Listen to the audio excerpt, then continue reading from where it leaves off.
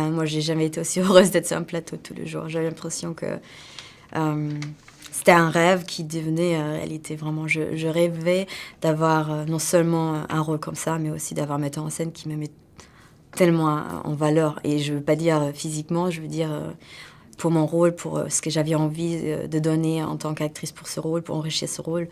Et c'était magnifique. C'est un capitaine. Mais vraiment, c'est un vrai... si c'était la guerre, eh ben Tarantino, on le suit, quoi. Ça fait partie de ces gens qu'on a envie de suivre, et on sait pas toujours pourquoi, mais en tout cas, on a confiance et on pourrait le suivre n'importe où. Bien, je me présente, lieutenant Aldo Rain. Et j'ai besoin de 8 soldats. On va se pointer en France en tenue civile. On n'aura qu'un objectif à atteindre et un seul.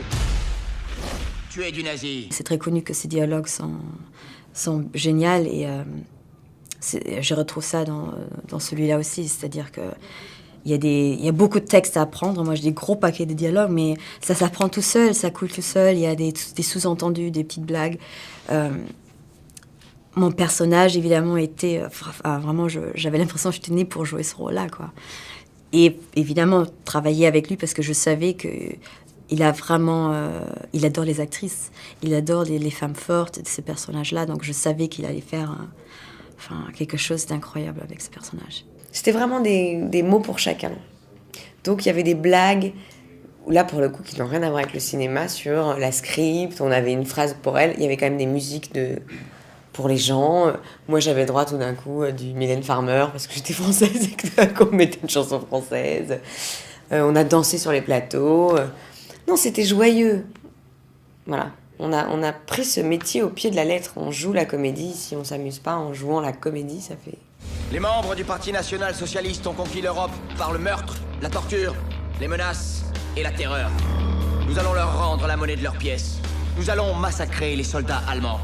C'est par notre cruauté qu'ils vont nous connaître. Les Allemands auront la nausée.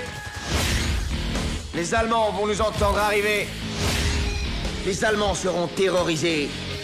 Les nazis n'ont aucune humanité. Il faut les détruire. Le jeudi, il a organisé une projection de ses films préférés.